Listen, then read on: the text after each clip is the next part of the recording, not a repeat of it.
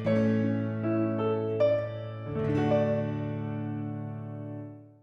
el último año me he encontrado preguntándome a veces cómo el apóstol Pablo habría manejado el crisis del COVID. Basándonos en todo lo que sabemos acerca de Pablo, sospecho que habría sido valiente y sin temor y hubiera animado a otros creyentes a seguir sirviendo al Señor y estuviera compartiendo el Evangelio con celo, especialmente con temor a ellos que tienen temor de morir por causa del virus. Constantemente les hubiera recordado a sus compañeros cristianos que Dios es soberano y por lo tanto que confiaran en Él durante este tiempo tan desafiante. Obviamente nunca vamos a saber cómo Pablo habría manejado la crisis del COVID, sin embargo, se murió hace mucho tiempo, pero sí sabemos cómo Pablo manejó una de las crisis más grandes que cualquiera persona en el mundo antiguo podría haber enfrentado, y fue la experiencia de naufragar en el mar. Un escritor que leí esa semana dijo, aunque todos los desastres involucrados en un accidente de viaje, ya sea el transporte en avión, en automóvil o en tren, son horribles, pero la más aterradora de esas experiencias es un naufragio. Porque, como él dijo, es la prolongada agonía que los pasajeros y los marineros se ven agobiados a soportar. Verá, los barcos grandemente generalmente no se hunden rápido, sino que van lentamente y necesitan tiempo para romperse y hundirse, y da tiempo para los que están a bordo a pensar de los horrores que les esperan. Esta mañana, mientras continuamos nuestro estudio de Hechos, ya llegamos al capítulo 27 y es uno de los capítulos más inusuales y únicos de toda la palabra de Dios, porque es el relato extenso del viaje de Pablo a través del mar Mediterráneo, desde Cesarea hasta Roma. Mientras él está a bordo en un barco que fue atrapado en una tormenta tipo huracán y estuvo náufrago. Y si alguna vez has leído Hechos 27, sabes que la pregunta más obvia que enfrentamos al llegar a este capítulo, ¿por qué Lucas tomó tanto tiempo y espacio en el libro de los Hechos para contarnos sobre el viaje y el naufragio de Pablo? ¿Por qué no dijo él un resumen del viaje en lugar de darnos tanta información sobre él, sobre ese viaje? Verá, ese es uno de los relatos más detallados de un naufragio que se encuentra en la historia antigua. Los 44 versículos del capítulo 27 y los primeros 14 versículos del capítulo 28 están dedicados a contarnos de la historia del peligroso viaje que Pablo tuvo y las tormentas que atravesó al Mediterráneo. Y las últimas palabras en Hechos 28:14 terminan, dice, y luego fuimos a Roma. Y aunque estas palabras son breves y parecen insignificantes, simplemente anuncian la llegada de Pablo a su destino, estas palabras son en realidad la clave para comprender por qué Lucas pasó tanto tiempo relatando el peligroso viaje de Pablo a bordo en un barco vencido por una terrible tormenta. Verá, como recordará, antes de las declaraciones de Lucas y luego fuimos a Roma, habían varias referencias en Hechos acerca de la marcha de Pablo a Roma. Algunas de esas declaraciones expresan el profundo anhelo del corazón de anhelo de ir a Roma. Otros tienen que ver con las promesas del Señor a Pablo de estar en Roma. Y otros son declaraciones que explican las circunstancias bajo las cuales Pablo iría a Roma. Entonces, por ejemplo, cuando leemos en Hechos 19:21, dice, vamos a ir antes. Pasadas estas cosas, Pablo se propuso en espíritu ir a Jerusalén después de recorrer Macedonia y Acaya, diciendo, después que haya estado allí, me será necesario ver también a Roma. Mientras estaba Cuando estaba en Éfeso, Pablo expresó su gran anhelo de viajar a Roma. El apóstol sabía que Roma era la ciudad más grande e influyente del mundo y anhelaba practicar en su evangelización y en la edificación de los cristianos que vivían ahí. Luego, había una iglesia que ya estaba en Roma, pero él quería ir para ayudar con la edificación. Luego en Hechos 23:11 leemos sobre la aparición del Señor a Pablo justo después de ser arrestado en Jerusalén, asegurándolo que sí iba a visitar a Roma. En Hechos 23:11, y a la noche siguiente se le presentó el Señor y le dijo: ten ánimo, Pablo, pues como has testificado de mí en Jerusalén, así es necesario que testifiques también en Roma. Y luego en Hechos 25:12 leemos en qué circunstancias Pablo iría a Roma, porque Festos, el gobernador, anunció que a la luz de la apelación del apóstol para ser juzgado ante César, él concedió su apelación y será enviado a Roma. Vas a ir a Roma. Es en luz de todas esas declaraciones sobre el viaje de Pablo a Roma lo que Lucas dice en Hechos 28:14, y luego fuimos a Roma. Es decir, después de todos los años en los que Pablo anhelaba ir a Roma y el Señor asegurándole que iría a Roma, y todos los altibajos que pasó el apóstol, incluso ser arrestado en Jerusalén, ser encarcelado por 2 años en Sarea y pasar un viaje angustiado, cual estuvo naufragio en su camino a Roma. Y después de todo esto, Lucas dice, finalmente llegamos a Roma. Llegamos. Entonces, en respuesta a nuestra pregunta sobre por qué Lucas dedica tanto en contarnos sobre el viaje de Pablo para ir para Roma, la respuesta parece ser doble. Uno, él quiere que veamos la fidelidad de Dios en el cumplimiento de su promesa a Pablo de que iba a ver Roma, porque le dijo esta promesa. Y también como la providencia de Dios iba a ser realizada por su voluntad. Número dos, quiere que veamos cómo Pablo reacciona antes la crisis y cómo él mantiene su compostura y su fe en Dios en lugar cuando iba para Roma durante una situación que parece sin esperanza. Y cómo él prevalece sobre esas circunstancias, incluso animando a otros durante esa experiencia tan peligrosa. Y sabemos que es esto lo que Lucas quiere que veamos, porque a lo largo de esa narración sobre el barco y la tormenta, Lucas sigue hablando declaraciones del valor y fe de Pablo, que los dicen de cómo él tiene valentía y fe. Y la razón por la que Lucas nos cuenta cómo Pablo manejó esta crisis en el mar es para que nosotros, sus lectores, aprendamos del apóstol en cómo Dios quiere que manejamos una crisis. Es decir, Lucas quiere que veamos el ejemplo de valentía en Pablo frente a una tormenta y que imitemos sus acciones cada vez que enfrentamos nuestras propias tormentas de crisis.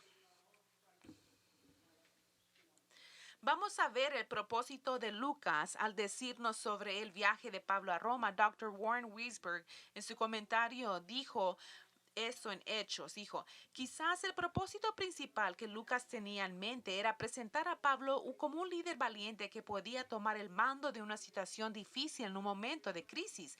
Las generaciones futuras animarían y apreciarían aún más a Pablo por lo que hizo en el camino a Roma. Desde la antigüedad, los escritores han imaginado la vida como un viaje, Pilgrim's Progress y también Homer's Odyssey. A veces usamos la metáfora del viaje en la conversación cotidiana, que tengas un buen viaje o no naufragues o húndate o nada. Cuando un cristiano muere, podríamos hasta decir, ha llegado a la otra orilla. Lucas ciertamente no estaba escribiendo en una alegoría, pero usó este evento para mostrar cómo la fe de un hombre puede hacer una gran diferencia para él y para otros en las tormentas de la vida. Qué estímulo para nuestra propia fe. Yo estoy de acuerdo. El propósito de Lucas es al darnos tantos detalles sobre el viaje de Pablo por el mar Mediterráneo, no es para darnos una idea, pero darnos el carácter de Pablo no es para darnos una idea de cómo se construyen los barcos antiguos o las habilidades de navegación de los marineros del primer siglo, sino su propósito es enseñarnos cómo la fe de Pablo prevaleció durante una terrible tormenta que amenazó no solo su vida, sino la vida de muchos hombres que estaban a bordo de ese barco. Ahora, la posibilidad de que usted y yo pasemos una tormenta física en el mar como Pablo no es muy grande. Sin embargo, puede ser posible, pero no es algo que pase. Pero sin embargo, sin espiritualizar esta historia y pasar por alto los hechos de esta tormenta, creo que puedo decir que todos sabemos qué es pasar por las tormentas de la vida. Puede ser una tormenta de salud, una tormenta de matrimonio con problemas, una tormenta financiera, una tormenta de muerte de un ser querido. Con respecto a las diversidades tormentas que enfrentamos, Dr. James Boyce enfrentó su propia tormenta a morir de cáncer al páncreas a una edad muy joven. Escribió algunas palabras muy significativas sobre las tormentas de la vida, en la que en el contexto de lo que Pablo les dijo a los asustados marineros en el barco de mantener valor, Boyce escribió esto. ¿No es esto una diferencia interesante? Los hombres están en una terrible tormenta. Los marineros que saben navegar en las tormentas están tan asustados que habían perdido toda esperanza. Pero este predicador judío que sabe muy poco sobre barcos y tormentas le dijo, manténganse su ánimo, no tengan temor. Las palabras de Pablo contienen varios principios que usted y yo podemos mantener nuestro ánimo y ser valientes en las tormentas de la vida. Puede ser que no pasemos en la tormenta literalmente, pero sí pasamos tormentas. Las tormentas llegan a nuestras vidas y a veces llegan de repente. Y un día gozamos de perfecta salud y de repente tenemos dolor y en cuestión de horas nos encontramos en el hospital y diagnosticado es sombrío. Tendremos que operar inmediato, dice el doctor, y ahí una tormenta ha caído sobre nuestras vidas.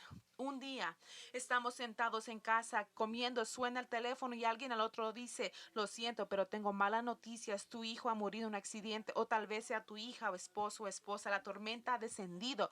¿Cómo nos vamos a plantar en las tormentas de la vida? Escucha, cualquiera que sea tu exacta tormenta, tienes que atravesarla. Porque ningún cristiano ha tenido una tranquila vida. Siempre habrá algún mares agitados en tu vida cristiana. Jesús le dijo a sus preocupados discípulos en Juan 16:33, le dijo, estas cosas os he hablado para que en mí tengáis paz. En el mundo tendréis aflicción, pero confiad, yo vencí al mundo. En el mundo vas a tener aflicción, pero yo he vencido al mundo. Entonces, en otras palabras, vamos a tener tribulaciones en esta vida. No existe la pregunta si no existe que todo va a estar bien. No. Jesús nos ofrece su paz. ¿Cómo nos apropiamos de su paz cuando nos encontramos en medio de una tormenta feroz? Es decir, ¿cómo manejamos una crisis llena de tormentas como Dios quiere que la manejamos en paz, valor y fe? Bueno, eso es lo que vamos a aprender esos versículos de Hechos 27 y 28. Y como dije antes, hay muchos detalles náuticos que Lucas dio sobre el barco en el que Pablo viajaba a Roma. Lucas da varias declaraciones, ya sea por Pablo o relacionados con Pablo, y revelan cómo el apóstol enfrentó la tormenta y cómo nosotros podamos emular esto también en nuestras vidas. Pablo dijo, ven a mí como yo persigo a Jesucristo. Tenemos que aprender de él, cómo tenemos que seguir a Jesús. Así, mientras nos embarcamos en nuestro camino en estudiar el mensaje de Pablo, veremos una serie de principios que ayudaron al apóstol para ser valiente en la tormenta. La primera principal es que Pablo tenía amigos de la misma opinión que atravesaron la tormenta con él. Hechos 27:1 dice, porque tenía amigos de la misma mente para atravesar. Antes de venir a este texto, aquí es cuando tú tienes una Biblia. Es bien ayudante porque te va a dar un mapa. Si tienes una Biblia, te ayudo a que la saques. Ponte a Hechos 27, pero también ve a tu mapa porque vamos a estar en diferentes partes del Mediterráneo. Hechos 27:1. Cuando se decidió que habíamos de navegar para Italia, entregaron a Pablo y algunos otros presos a un centurión llamado Julio de la compañía Agosta.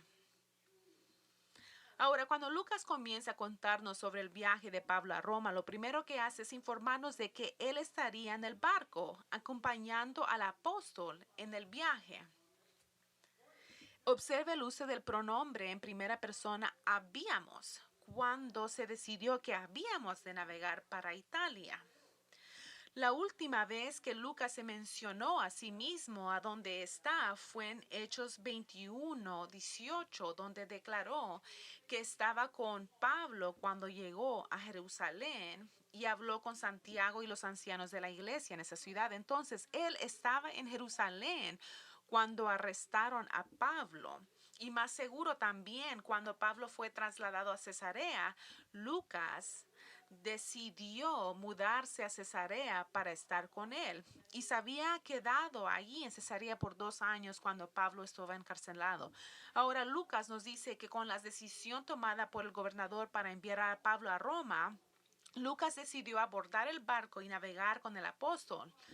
Ahora recuerde, Lucas no solo era amigo cercano de Pablo y colega misionero, pero también era médico, era un doctor, por lo que es muy probable que él actuó como médico al apóstol, cuidando sus necesidades físicas mientras estaba al borde del barco.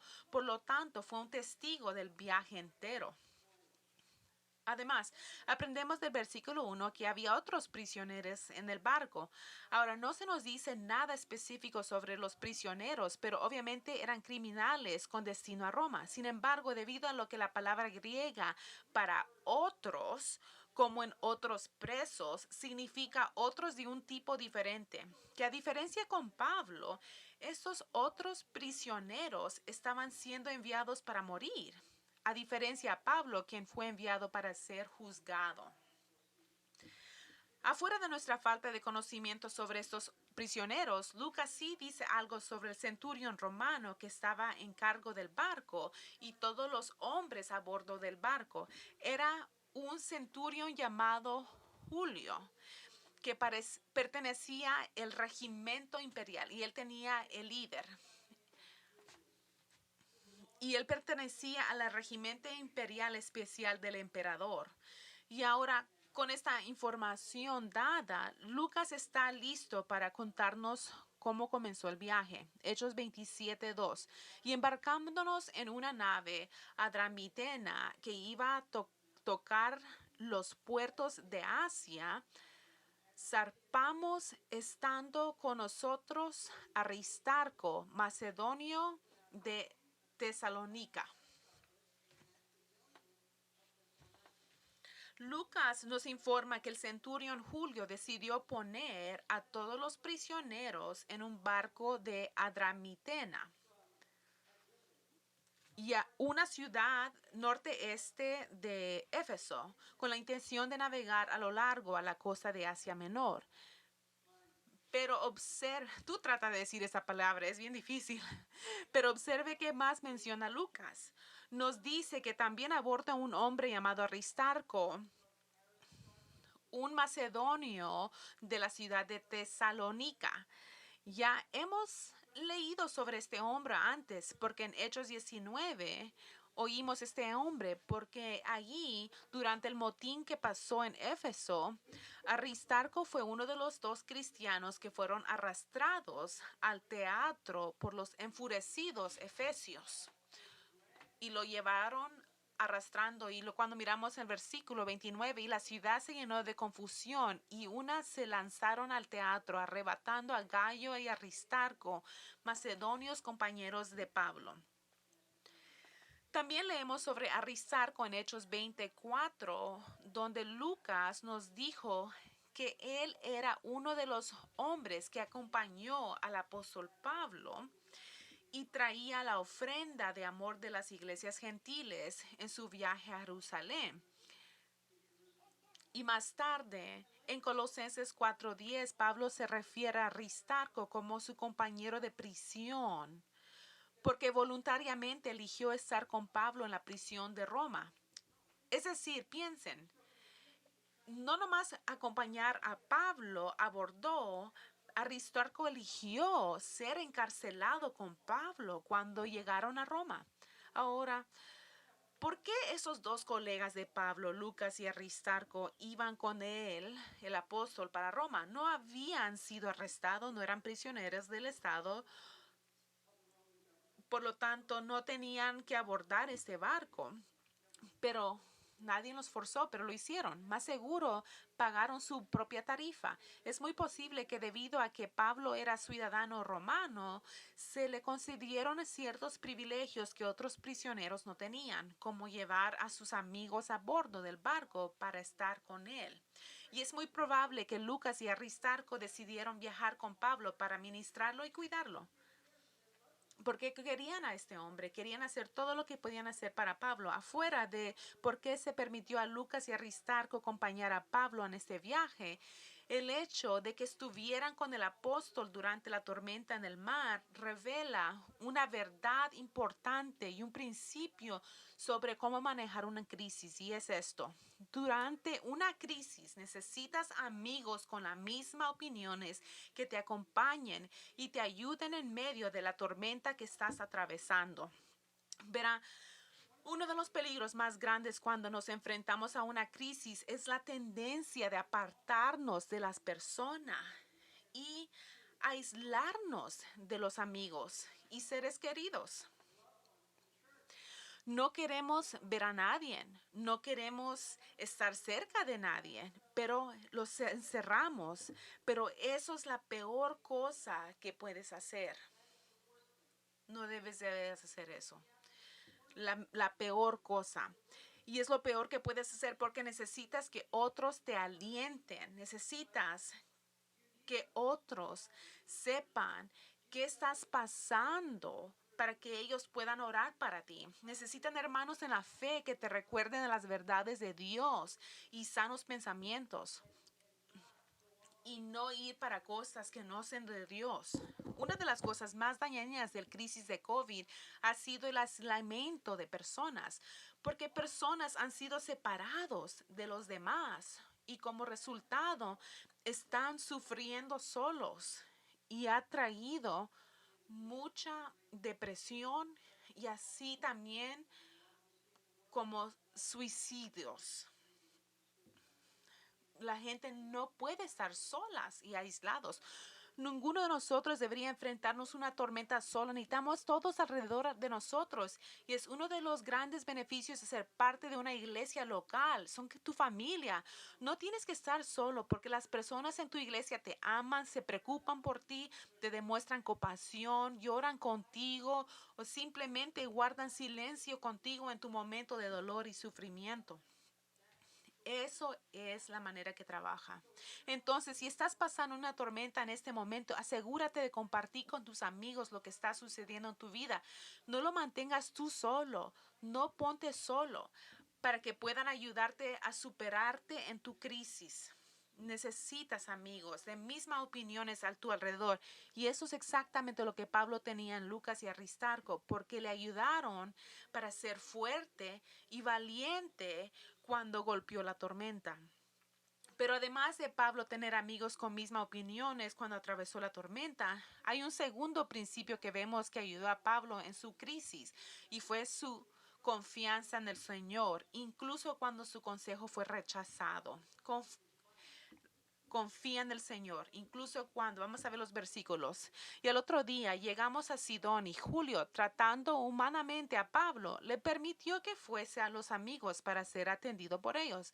Y haciéndonos a la vela desde allí, navegamos a Sotavento de Chipre, porque los vientos eran contrarios. Habiendo atravesado el mar frente a Cilicia y Panfilia, arribamos a Mira, ciudad de Licia, y hallando allí el centurión una nave Alejandría que zarpaba para Italia, nos embarcó en ella. Lucas continúa y nos dice que después de salir al mar, la primera parada del barco fue en Sidón, unas 70 millas norte de Cesarea. Y fue aquí en Sidón donde Julio, el centurión, trató a Pablo con amabilidad al dejarle a visitar a sus amigos que vivían allí para que él pudiera recibir algún cuidado de ellos. Ahora no sabemos qué tipo de cuidados. Es posible que los amigos le iban a ayudar con médicamente o tal vez con provisiones o con finanzas, pero no sabemos. Pero lo que es significante es que aunque Pablo era un prisionero, Julio confiaba en Pablo lo suficiente para dejarle la libertad para visitar a sus amigos, sin temor de que el apóstol se escapara.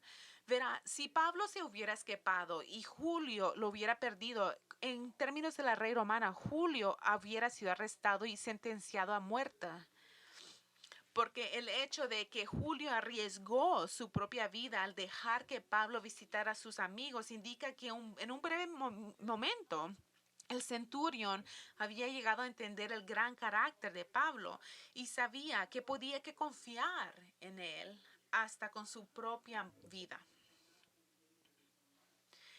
Y después de visitar a sus amigos en Sidón, Lucas dice que continuaron su viaje, pero les resultó difícil navegar por los vientos contrarios. Es decir, los vientos venían del oeste y paraban su avance. Entonces, en lugar de navegar directamente hacia el oeste para Italia, cruzando el Mediterráneo, decidieron en cambio navegar hacia arriba, alrededor de la parte norte de la isla de Chipre, donde estarían protegidos por los vientos.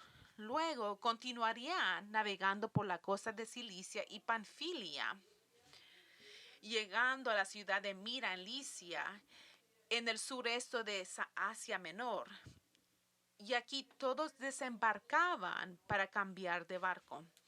Según versículo 6, leemos, y hallando ahí el centurión una nave Alejandría que zarpaba para Italia, nos puso allí. Ahora, la razón de este cambio de barco es que los barcos de Alejandría, África, eran grandes barcos que llevaban grano a Italia. Entonces, no solo este barco iba a Italia, a donde Julio tenía que llevar a sus prisioneros, también este barco era más grande que el otro y podría hacer el viaje un poco más cómodo para todos los pasajeros. ¿Y cuántos pasajeros había? Bueno, más adelante en el versículo 37 leeremos que todos los que estaban en el barco eran 276 personas, que incluía los soldados romanos, los marineros y los prisioneros. Así, habiendo cambiado de barco, ahora salen del puerto de Mira, pero encontrando la navegación un poco difícil, como dice Lucas en los siguientes versículos 7 y 8. Navegando muchos días despacio, llegando a duras penas frente a Nido, porque nos impidía el viento, navegamos a sotavento de Creta frente al Salmón y costeándola con dificultad, llegamos a un lugar que llamaban Buenos Puertos, cerca del cual estaba la ciudad de Lasea. Lucas nos dice que al encontrarse con fuertes vientos del noreste, los hizo que se detuvieran. Llegaron por primera vez a Nido, un puerto ubicado en el extremo suroeste de Asia Menor, donde barcos egipcios paraban. Luego, en lugar de dirigirse al oeste hacia Italia, que habría sido la ruta más corta, los fuertes vientos los obligaron a girar al sur hacia la isla de Creta, llegando finalmente al puerto sur llamado Buenos Puertos, cerca de la ciudad de Lasea. Me doy cuenta que toda esta información sobre la dificultad de navegar con este barco frente a fuertes vientos contrarios puede parecer insignificante, puede ser, no es algo bastante revelante, pero el hecho de que los vientos soplaban con fuerza indicaba el mal tiempo que vendría y era indicativo de las cosas que venían. De hecho, el irse de Buenos Puertos era peligroso. Y eso fue exactamente el caso. Vamos a ver en versículo 9. Y habiendo pasado mucho tiempo y siendo ya peligrosa la navegación, para haber pasado ya el ayuno, Pablo les amonestaba. Ahora, no sabemos cuánto tiempo el barco se quedó en buenos puertos porque Lucas no nos dice, pero sí sabemos que las condiciones climáticas eran adversas y retrasó su salida. Se mantuvieron más poco tiempo de lo previsto y Lucas decía, el partir ahora sería muy peligroso ya que el ayuno había pasado. Lo que quiere decir con esto es que la fiesta judía del día de la expiación, conocida como el ayuno, ya había terminado, porque se llegaba a cabo a finales de septiembre y principios de octubre. Hasta ahora en día todavía hacen esta costumbre. Ya fue pasado este tiempo, es decir, navegar durante los meses de noviembre a febrero era muy peligroso porque las aguas eran traicioneras en ese tiempo y uno se arriesgaba la vida para estar en el mar. Como el día de la expansión ya había terminado, ahora estaban en esa época del año en la que era muy peligroso estar en el barco en las aguas. Y por eso leemos al final del versículo nuevo que Pablo comenzó a amonestarlos. ¿Y qué les advirtió que hicieran? Lucas nos dice en el versículo 10, dice, diciéndolos varones, vea de que la navegación va a ser con perjuicio, con mucha pérdida, no solo del cargamento y de la nave, sino también de nuestras personas. Pablo les advirtió que viajar en ese momento sería una tontería y resultaría en la pérdida de carga, pérdida del barco, hasta la pérdida de las vidas de las personas que estaban en el barco. Ahora, el consejo de Pablo aquí es muy importante y tenemos que pensar los principios que miramos aquí que ayudó a Pablo para tener paz y valor en medio de la tormenta que venía. También nos ayuda a nosotros a tener paz y valor en nuestras propias tormentas. Aquí hay algunas cosas que debemos tener en cuenta al pensar de la advertencia que Pablo dio. La primera, contrario a lo que dicen algunos comentarios bíblicos, Pablo no estaba hablando proféticamente. Es decir, su consejo no fue inspirado por Dios, lo que dijo no fue por revelación divina. Y la razón por que la sabemos esto es porque la predicción que Pablo dijo sobre irse de buenos puertos y navegar iba a traer pérdida de vidas. Pero no se cumplió eso. Verá, se fueron y nadie murió. Verá, en contra de su consejo se fueron y nadie murió. Por lo tanto, Pablo no pudo haber estado hablando por revelación divina, porque la revelación divina siempre está correcta. Pero Pablo sí estaba equivocado al afirmar que se perdieran vidas, porque Dios siempre da cosas de revelación correctas. Y Pablo estaba mal. Entonces, eso no fue revelación divina. Entonces, si Pablo no estaba hablando por revelación divina, ¿por qué ofreció su consejo? ¿Y era prudente de dar su consejo? La respuesta es que aunque Pablo no fue inspirado divinamente en lo que él dijo, él habló sabiamente, porque sabía de lo que estaba hablando, ya que tenía mucha experiencia como viajero. Verá, tenemos que tener en cuenta que Pablo había viajado por todo el imperio romano durante sus viajes misioneros y ya había pasado 3 naufragios, como dice en 2 de Corintios 11:25, y sabía algo sobre las condiciones climáticas peligrosas y las tormentas en el mar y no quería experimentar otro cuarto náufrago. Pero a pesar del sabio aviso y consejo de Pablo, leemos en los siguientes versículos que sus palabras no fueron prestadas atención, sino fueron rechazadas. Versículo 11 y 12. Pero el centurión daba más crédito al piloto y al patrón de la nave que a lo que Pablo decía. Y siendo incómodo el puerto para invernar, la mayoría acordó zarpar también de allí, por si pudiesen arribar a Fenicie, puerto de Creta, que mira al nordeste y sudeste, e invernar allí. Habiendo escuchado la advertencia de Pablo, el centurión decidió no escucharlo, sino Le gustaba a Pablo, pero no escuchó de él, sino siguió el consejo del piloto y el capitán del barco, dos hombres con mucha experiencia y eran marineros profesionales, quienes sintieron que su ubicación no era adecuada para pasar el invierno y mejor necesitaban partir hacia el mar y tratar de llegar al puerto de Fenicia, el otro lado de la isla de Creta, cuales iba a brindar más protección contra las tormentas y allí pasar el invierno. Pues el centurión debería haber escuchado a Pablo y seguir su consejo porque Pablo tenía razón y la decisión de escuchar al piloto y el capitán resultó desastrosa, ya que al salir de Buenos Puertos fueron atrapados en una terrible tormenta que amenazó sus vidas. Pero escuche, porque hay un principio importante de aprender, cual nos ayudará cuando nos encontramos en una crisis.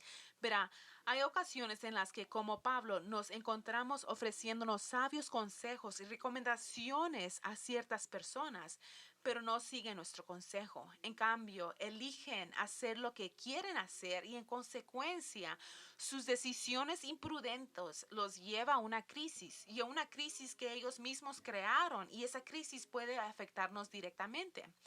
Por ejemplo, eso le puede pasar a una esposa, la que le da sabio consejo a su esposo sobre un asunto, pero su esposo no la escucha y con resultado la esposa se encuentra sufriendo un desastre creado por su esposo.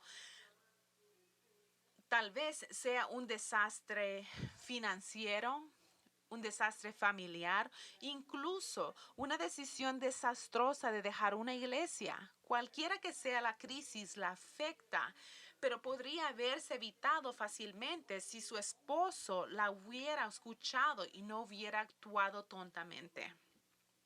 Lo mismo puede suceder en el trabajo, donde tú ofreces tu consejo a tu jefe, pero él o ella no te escuchan y como resultado sabes que va a haber un problema grave en la empresa y te afectará negativamente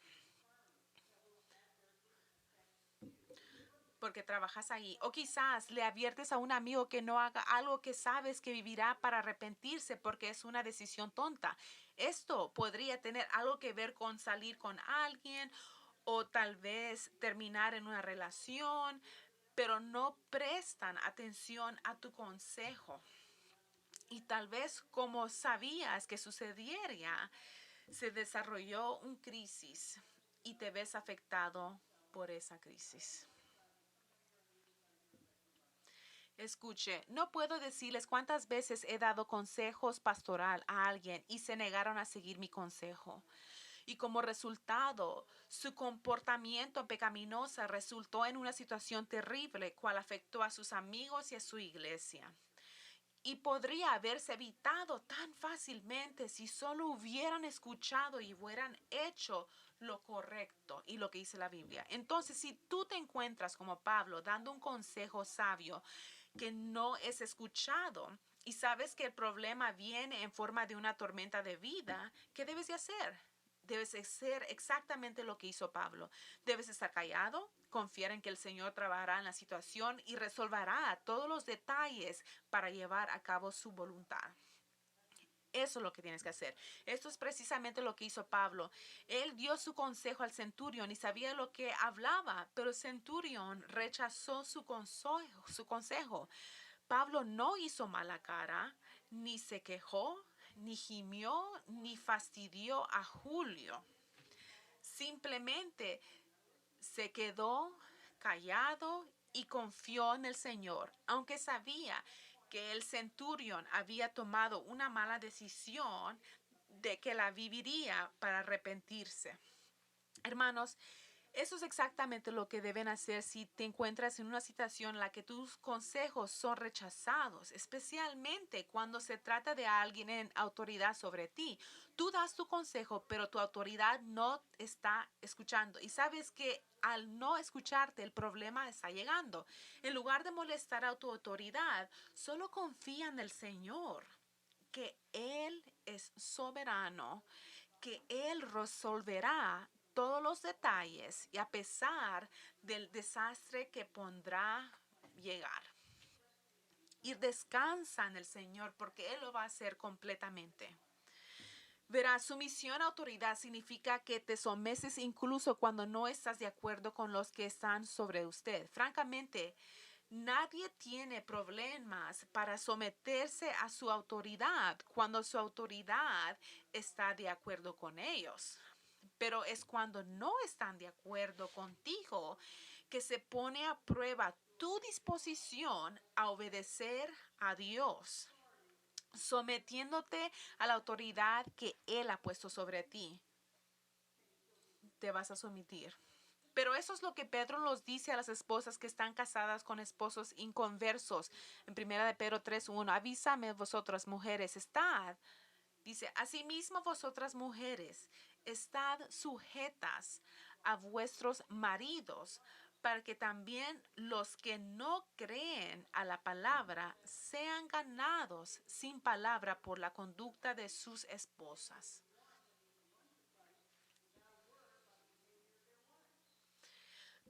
Pero note lo que Pedro les dice es que se concentren en una actitud, en una actitud. En 1 de Pedro 3:2-4, hay una cosa para uno someterse con una actitud bien. Dice, al observar su manera de vivir reverente y casta, su adorno no sea el exterior con arreglos ostentosos del cabello y adornos de oro ni de vestir ropa lujosa, sino que sea la persona interior del corazón incorruptible, un espíritu tierno y tranquilo. Esto Pedro no le está diciendo a las esposas que no se pueden poner buena ropa o joyas o lucir su cabello. Simplemente él quiere que se concentren en la belleza interior en lugar de la belleza exterior. Dice, no hagas, dice, mejor tu enfoque debe ser en las cosas de adentro de tu corazón. Verá, un espíritu tierno y tranquilo es una actitud de estar en reposo en el Señor y confiar en Él, incluso bajo el liderazgo de un hombre duro e inconverso. Un espíritu tierno y tranquilo en una esposa es un espíritu que es humilde y no se queja, porque reconoce que Dios tiene el control de su situación y confía en que Él resolverá todos los detalles de su difícil situación. Hermanos, tener este mismo espíritu tierno y tranquilo es lo que los ayudará en medio de la crisis. Así que no se quejen, no reclamen, no estén resentidos por dentro, simplemente confíen en el Señor. Hay que ver sus palabras en Romanos 8:28 y 29, son verdaderas y van a pasar en tu vida. Y dice así, dice, y sabemos que Dios hace que todas las cosas ayudan para bien a los que lo aman. Esto es, a los que son llamados conforme a su propósito. Sabemos que a los que antes conoció, también los predestinó para que fuesen hechos conformes a la imagen de su Hijo, a fin de que Él sea el primogénito entre muchos hermanos. Hermanos, ese es tu destino. Él te predestinó para que seas como el conforme a Jesús. Por tanto, confía que el Señor te use tu situación dura y aunque tu consejo no sea escuchado, para que seas más como el carácter de Jesús y que el buen placer de su voluntad sea llevada. Así, después de haber decidido no escuchar a Pablo de pasar el invierno en buenos puertos, como él había aconsejado, lo siguiente que leemos es cómo se animaron a ellos a pensar que habían tomado la sabia decisión de navegar de nuevo. Hechos 27:13. Como sopló una brisa del sur y les pareció que ya habían logrado lo que deseaban, izaron velas y iban costeando a Creta muy de cerca. Cuando se levantó una suave brisa del sur, lo tomaron como un señal favorable para intentar navegar las 40 millas desde Buenos Puertos hasta Fenice. Pero los vientos favorables los engañaron, haciéndolos pensar que todo iba a estar bien, porque antes de que pudieran llegar a Fenice, sucedió el desastre que Pablo les había predicho, como veremos la próxima semana.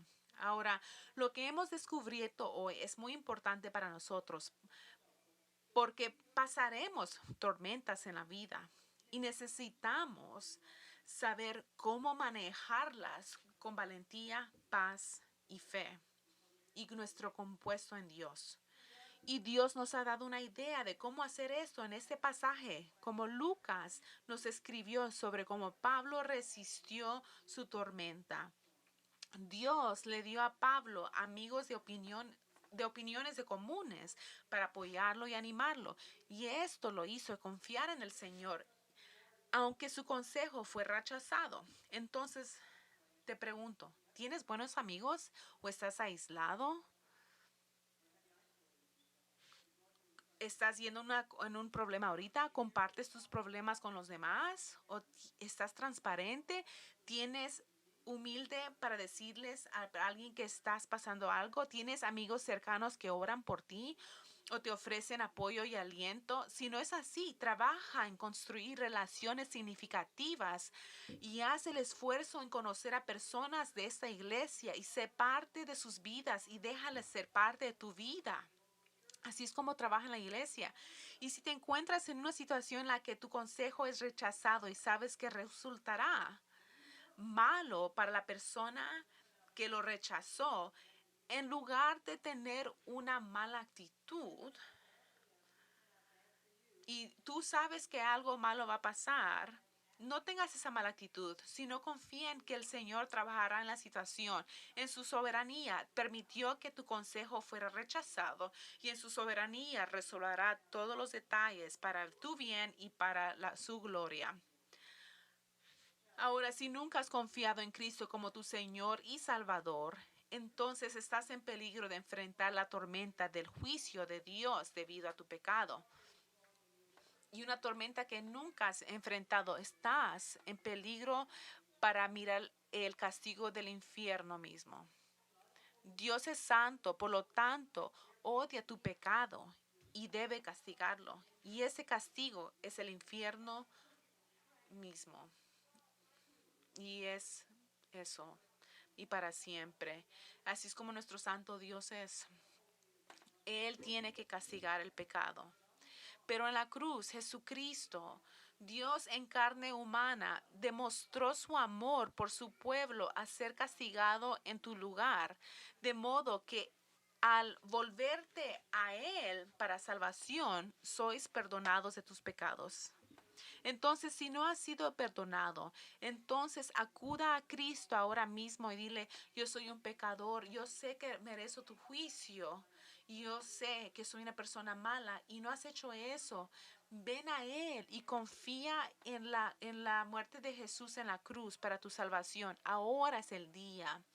No mañana, ahora es el día para salvación, porque mañana puede ser muy, muy adelantado. Si Él ha hablado a tu corazón y tú entiendes, no dejes que te vayas si no vayas antes de Dios. Y si cuando cerramos este servicio, si deseas hablar con uno de los pastores acerca de tu necesidad de Cristo, te invito a verme al final del servicio. Vamos a orar, hermanos. Señor Jesús, te damos gracias por este pasaje. Y tengo que confesar que cuando comencé a estudiar, no sabía que iba a ser el mensaje y el entendimiento que iba a ser y tu propósito y tu meta para poner esos detalles en la Biblia. Pero ahora lo miro, ahora lo miramos. Te damos gracias y porque tú te preocupas por nosotros. Que no que Pablo pasó estas cosas y también que Lucas escribió ese testigo y lo que pasó Pablo. Oro Dios que nos ayudes que no nomás entre de un oído y se salga del otro oído, pero que recibamos las verdades y que podamos inclinarnos humildemente para que seamos más como ti. Hay oro para todos los hermanos que no están viniendo a la iglesia por el temor del COVID, pero oro que ellos regresen, que necesitan estar con otros creyentes y otros que sí están viniendo a la iglesia. Si nosotros tenemos una tormenta, hay que alcanzar y hablar con nuestros hermanos para que ellos los puedan animar. Y cuando nosotros demos consejos a otros, oro que si ellos no escuchan nuestros consejos, no hay que reclamar o decirles tienes que hacerlo, pero hay que confiar en ti y descansar en ti. Y si nosotros somos las personas que recibimos consejo, ayúdalos a recibirlo y no tener orgullo. Tú llevas las verdades que hemos aprendido ahora, que las selles, y las personas que no han venido a ti, que ellos puedan venir. Y todo esto lo haremos en el nombre del Señor Jesús.